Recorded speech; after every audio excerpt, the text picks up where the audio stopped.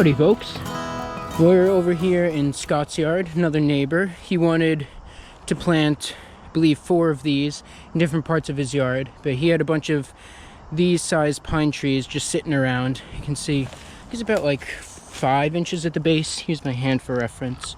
You can see, not small trees. We had probably 20 of them, maybe even more in this section. A bunch right in here. And I ended up using the tractor, and it was strong and heavy enough to just uproot them. Right, and I pulled up all these roots. You can see just how well it did. This is only about half of the roots. I think we only had one tree that we couldn't do, and that's maybe at the base. Say that's at least 8 inches. And then we chipped up most of the tree, which you'll be seeing later. Here, and then here as well. And then we had a couple more in this area. I want to finish knocking this one over, or pulling it up rather. And then we had a couple more little trees here. Another kind of bigger one through here. Forget if I got this stump on that one. I think I did. Yeah, I think this is a stump. So these are pretty big stumps. Gonna have to figure out somewhere to get rid of them. And then here's another one of the new trees that he wanted in. You can see if you take a step back, the yard looks about 20 feet deeper this way, and much brighter for these new little trees here, there. And then there's one way back there somewhere. I forget where he put it. Then the last thing we have to do today, probably, is chip up the rest of this stuff. I think we're going to aim for everything smaller than 4 inches, going right through the chipper. It's been working pretty well today. I think I may have to sharpen the blade somewhat soon, but all this stuff less than 2 inches just absolutely flies through it. So that's real easy to do. I ended up putting some grease in all the fittings today, here and here, back there, plus got the whole loader done. And it's been working well. I had to fill maybe 2 gallons of hydraulic oil. I think I have a little leak in the bottom, which isn't too good, but I think at this point it'd be cheaper to just keep filling it instead of trying to figure out where the leak is and replacing a giant gasket if we have to take the whole tractor apart. Yeah, let's get chipping.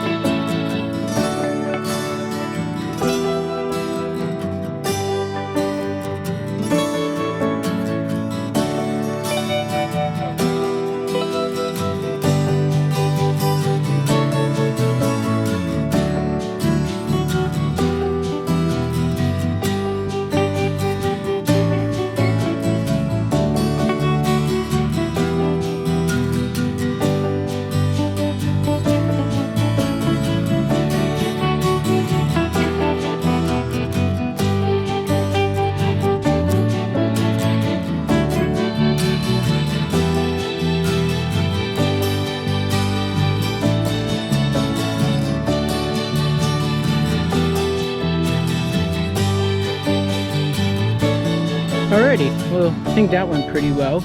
Woods 5000 chipper, still doing well. The one time it gets tough is when you get the end of a kind of biggish pine. You have to stuff all of the top in there. That gets a little bit hard, but it's chewing up all of the other stuff absolutely wonderfully. And made it in a nice tight pile as usual. I tried to have these logs on the outside to contain it, and it looks like it did a little bit. So I'm happy with that. We have this pile, and then these other two are on tarps, which is what I usually like to do, just to keep it neat. I think right now we'll probably take out these little trees. We wanted this flattened a little bit, move the mulch, I think, and then most of these logs here are going to be used for a little path along the edge of the yard.